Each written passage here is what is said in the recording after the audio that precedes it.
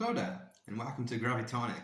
I'm Nick, and today I want to talk about something which I think is really misunderstood in relativity, both general and special. You see, um, the very name theory of relativity, whether it's special or general, makes it seem that many of the things that you're dealing with in the theory are relative, when in fact they're not. I'd rather take the point of view that nothing really relevant is relative in relativity. You see, here's the thing. When you usually take a course in general relativity or in special relativity, I very often see presentations that are going to focus a lot on things such as Lorentz transformations and stuff like that, how things transform from one point of reference, from one frame of reference, sorry, to the other one. Usually by means of a Lorentz transformation, by means of a rotation, by means of some more complicated coordinate transformation, which relates to observers you're interested in. And that makes it seem as if physical quantities are actually transforming from one frame of reference to the other. So, for example, if I take two observers, say Alice and Bob, Alice is standing still in her reference frame.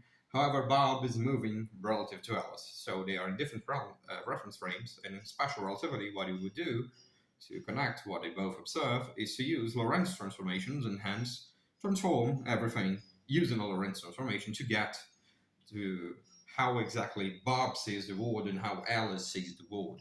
So say you have, for example, a particle which is moving in whatever world line it is, it's following some trajectory, and Alice measures its energy.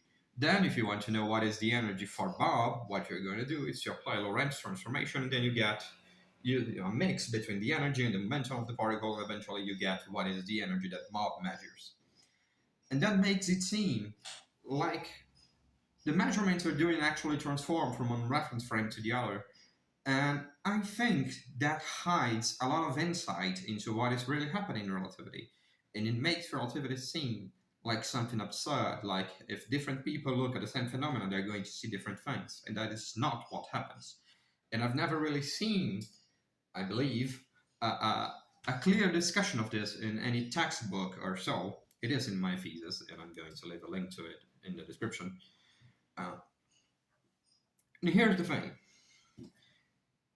No experiment in relativity, or I would say, I dare say, but that is a philosophical point of view if we go to quantum mechanics. Let's stay classical just so I be a little bit more conservative. No experiment in classical physics can depend on the observer or on the reference frame or anything of the sort. Because here's the thing. Suppose you have that particle and Alice wants to measure what is the energy of the particle. Then she's going to set up some experiment. She's going to make an experimental setup. She's going to pick an apparatus. She's going to connect that apparatus with the particle somehow, and that is going to yield a measurement. Now, that measurement is going to put a result, for example, on some computer screen, and it's going to say, so the energy, so it measured 10 joules or whatever.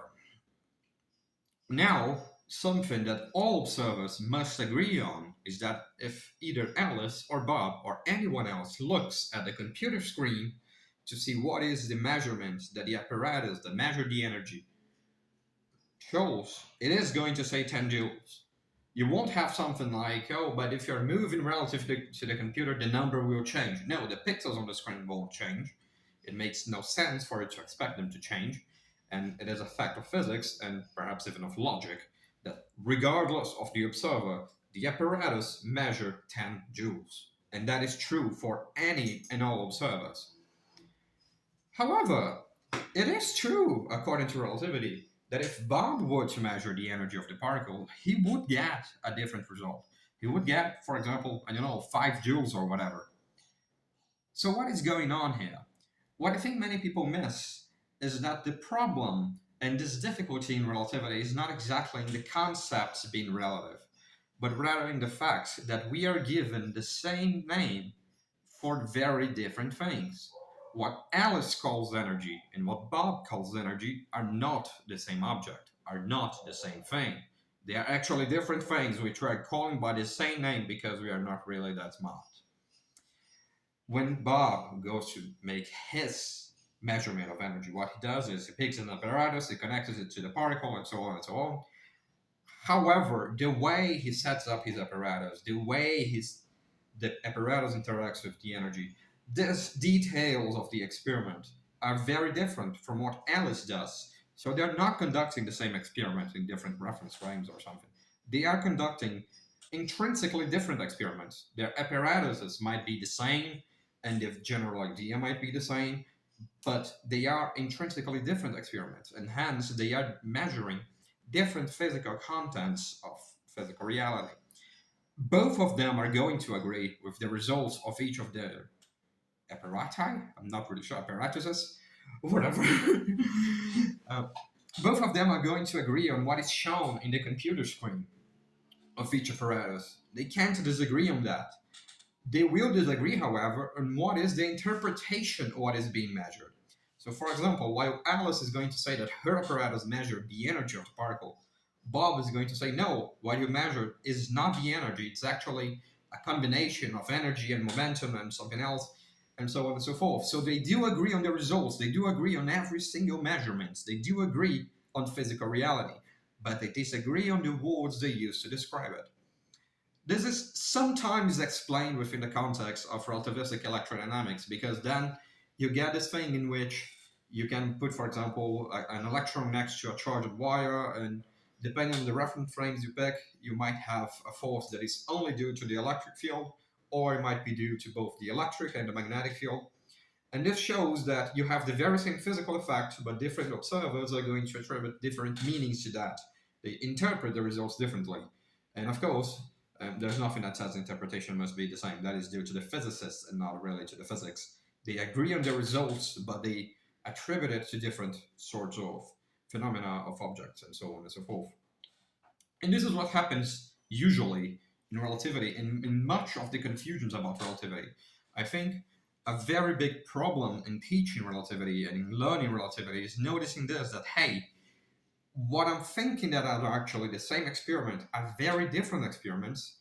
And if they are different experiments, there is absolutely no reason for me to expect them to give the same result. So if Bob measures what he calls energy, and if Alice measures what she calls energy, there is no need for me to expect that they will get the same result, because they are setting up different experiments. Their apparatuses, whatever, might be the same, but they're setting up the experiment differently, because in one of the cases the particle is at rest with respect to the apparatus, in the other case the particle is moving, so the way the experiment is conducted is actually different. And in physics, it doesn't matter how much of a theorist you are, and I am quite a theoretical physicist. I guess I'm one of the most theoretical guys you can find out there. I'm very far away from dealing with data and so on and so forth. But what really matters in physics is actually the experiment, and they are setting up experiments differently. If your experiments are different, there is absolutely no reason for you to expect them to give the same result. Another way that I really like to think about is to show that every single observer must always agree on what is the result of any measurement in classical physics, at least. In quantum physics, we're going to get to many interpretations about, oh, because you might have many words, you might have whatever. I don't want to dive into that because I don't really know that much about interpretations of quantum mechanics. But if you still look into classical physics, consider, for example, take your favorite experiment, your favorite classical experiment. You're going to measure the energy or the momentum or something. You're going to make some classical measurement. Now, what I ask of you is, you're going to connect that to a computer or something, which is going to say whether the value you measured is larger than or smaller than a certain value. You can choose whichever value you want. If it is higher than that value, then it is connected to a bomb, and the bomb goes off and explodes and kills whoever is next to it. If it is smaller than that value, then the bomb won't go off and nothing happens. And then you send someone, I don't know, you pick a volunteer, perhaps Bob goes as a volunteer, and he's hugging the bomb, which is attached to the experiment, and every observer is going to see the result of the measurement, whether the measurement is larger than or smaller than a certain value. So perhaps whether the energy of the particle is larger than or smaller than 5 joules or something like that. Now, if any of the observers disagree on whether it is larger than or smaller than 5 joules, what happens is they are going to disagree whether the bomb goes off. and they're going to disagree whether Bob dies or not. And from that point onwards, they're pretty much living different realities. Hence, it doesn't really make sense for you to try to think of physics at all as if this thing in which the same measurements, the same experiment can lead to different results for different observers. What really happens is instead that you make different measurements, you make different experiments, you're measuring different quantities for each observer. However, each of these observers use the very same word to describe these different things. So Bob calls energy one specific object, Alice calls energy a different object, and Charlie calls energy some third object, and it goes on like that. It gets very, very messy and very, very unclear. And I think these presentations of relativity that focus on transformations and how things transform and etc., they miss very much what is really deep about relativity, both in special theory and even more in the general theory, which is the geometrical meaning of the theory. When you study the theory from a geometrical point of view, you're not dealing with components, you're not dealing with transformations or so on. You're dealing with geometrical objects that just exist, they just are there. You're not really, this exists should be taken with a grain of salt if you're into philosophy. But within the theory, they just exist. They simply are there. So if you give me a vector, if you give me an arrow, if you give me a pen, and you ask me, oh, where exactly is the point of the pen pointing to? And I can give you coordinates and say, oh, it's, I don't know, 100 meters in the x direction and 50 meters in the y direction, and I don't know how many meters in the z direction, in whichever coordinate system I just chose, because it's definitely not close by. However, the point is, yeah, you deal with these numbers and you try to work around with them and how they transform. Oh, but what if we were dealing with a different point of reference? What if instead of that point of reference I picked somewhere over there or whatever, we picked a reference frame in here, and how exactly those numbers transform? And that is a way of doing the calculations. It sort of works, but it misses the point completely that the pen is not a set of numbers. The pen is the object that is standing here. And the sets of numbers are just useful ways of describing it, in that they should be used only as useful ways. And furthermore, this thing in which I try to attribute meaning to these numbers is completely observer dependent. It is not a matter of physics, it's a matter of physicists. So when I say, what is the energy of this particle? What is the height of this pen? What is the width of this pen? What is the momentum of this particle? And so on and so forth. These are not physics questions. These are physicist questions. It depends on the reference frame. It depends on your choice of observer. They are not physical questions. What is a physical question would be for me to give you a second pen. For example, I pick this pen and I pick this pen, and I ask you, what is the projection of this pen relative to this one? When I make this sort of questions, every observer agrees. This is a well-defined measurement. This is a well-defined experiment. And when you have a well-defined experiment, when you have a well-defined measurement, there is no way different observers are going to disagree. That simply doesn't make physical sense, and I dare to say it doesn't make logical sense. And I think this is something that was really overlooked in most relativity expositions. I don't really think I've ever seen it written somewhere. It's the sort of thing I had to just understand in the streets and eventually notice, hey, why the hell are we teaching relativity in this way when it is not at all about things being relative? It is about things being geometrical and about things being objective and about them being true regardless of the reference frame you're looking for. This point of view in which you focus so much in Lorentz transformations, it allows you to do calculations. It is not impossible to work with it. However, I do have this very strong point of view that it makes relativity quite more difficult to understand. And I say that because nowadays I am a relativist, but seriously, it took me many years to actually grasp the meaning of special relativity. I guess I had to study special relativity over and over again for 3 or 4 years until I eventually said, okay, now I guess I sort of understand the theory. And even more years until I said, okay, now I do know relativity. And I do think that this extra price of being a little bit more geometric, which makes it more mathy and makes it somewhat more scary perhaps at first, makes the concepts so much more easier. Because if you say to me different observers are actually seeing different things, it makes me think that you have many different realities, and then things just don't make sense. How the hell do we do physics if there are many different realities? And that is wrong. That is not the case.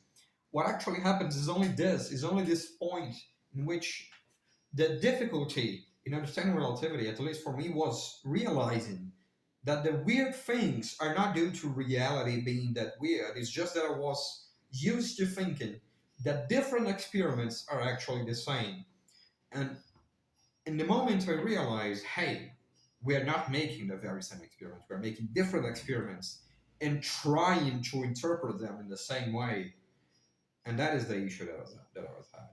That is the problem. That is the difficulty in understanding the theory. It is not as absurd as it seems. And I think that is a really nice example. It's one of my favorite examples, probably, of how physics is an experimental science, not only in the sense that you actually have to make experiments to do physics, in which experiments are an essential part of physics, but also that thinking about experiments and trying to be close to experiments makes it easier for you to actually understand theory. And it doesn't really need to be all the very details of experiments. I don't have to teach you, and I don't even know how exactly I'm going to measure the energy of a particle or whatever. What is the apparatus that I'm going to use to measure the energy of, I don't know, a pillow, which is the first thing I looked when I looked over there, or anything of the sort. It very often suffices to remember, wait, at the end of the day, I gotta do a measurement. And this sort of thinking is trying to keep close to the experiments, trying to remember, hey, I must somehow take a measurement out of it. How exactly a different observer is going to react to that measurement? And stuff like that is, at least for me, one of the strongest weapons in learning and tackling relativity. And I think, at least for today, that's what I have to say. This is a video that is actually, I guess I can think of it as a sort of a part one, because it is a good introduction to how measurements are important and how different observers agree on the physics, even if they might disagree on the specifics and the interpretation of what is happening. And I do think these things get a lot more fun when we get to quantum field theory and we eventually start discussing what is the true meaning of the word particle. But for now, I guess I'm going to stop over here. Thank you very much for your attention and for watching. I hope you liked it, and feel free to stick around if you want to. Cheers.